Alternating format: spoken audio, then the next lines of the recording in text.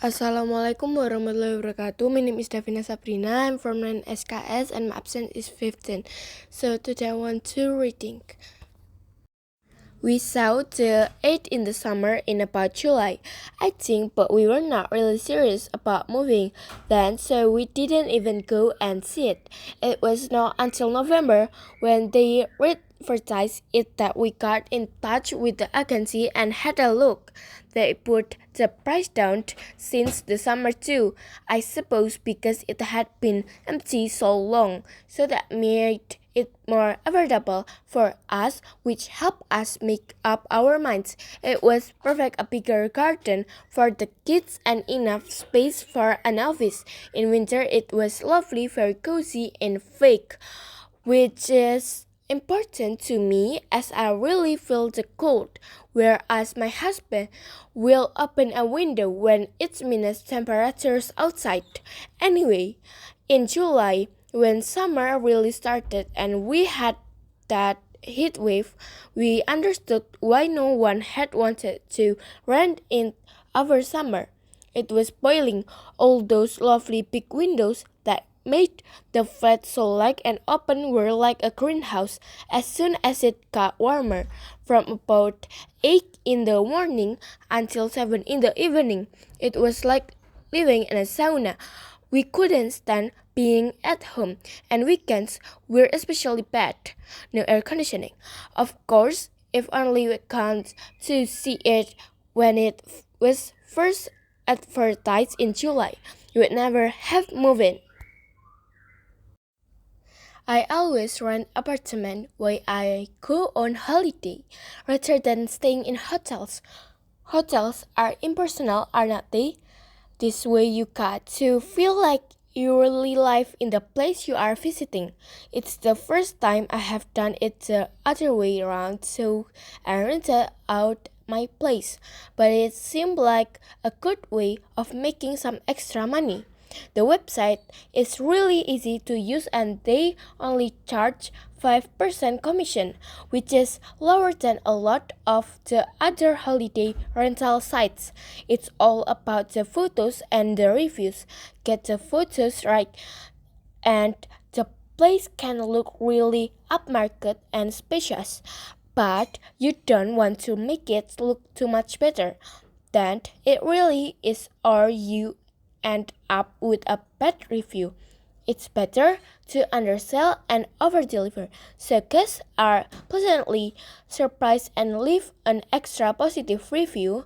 So far, I am averaging 3 stars because of one bad review that brought my average down from 4.5 stars.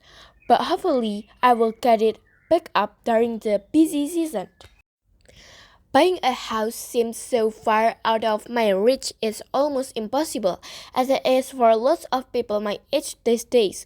My parents always told me renting was throwing money away, but it was different in their day. Then people could afford to buy a house on a normal salary. But nowadays, house prices are so high and no bank will look at you unless you have got a huge deposit.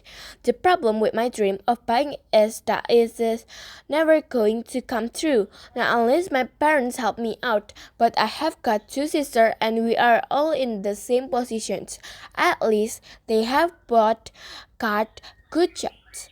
Not good enough to buy a house, but at least they can afford to rent places of their own in nice areas. In just don't earn enough to rent around here, even if I get promoted to manager. It will be tough to find somewhere unless I share and call me fuzzy. But there are not that many people I want to share a bathroom and kitchen with. Some days I think I will be stuck living with my parents forever. Even renting is like a dream to me. At first, our landlord was really helpful, couldn't do enough for us. You hear stories of nightmare landlords, and we felt like we were really lucky. Or so we thought anyway.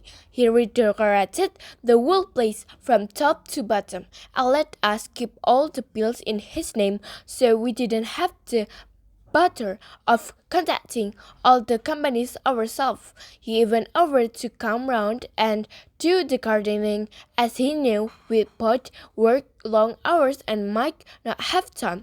That's where the problem started. Now I look back. Then hit a pop around just to check everything is okay. For you, once a month till twice a month. Soon he was coming every week with some excuse or other. In the beginning, we invite him in for tea, but it was only encouraging him. So when we realized, we tried to have the conversations on the doorstep instead. It got so bad we pretended to be on our way out if we saw him coming up the path. We grabbed our coats and walked round the block until he gone. I don't know if he was just lonely or just didn't trust us not to rent his precious house. In the end, we gave our notice and found somewhere else. It's a shame because we really love that house, but at least it's more peaceful in the new place. So that's all from me. So wassalamualaikum warahmatullahi wabarakatuh.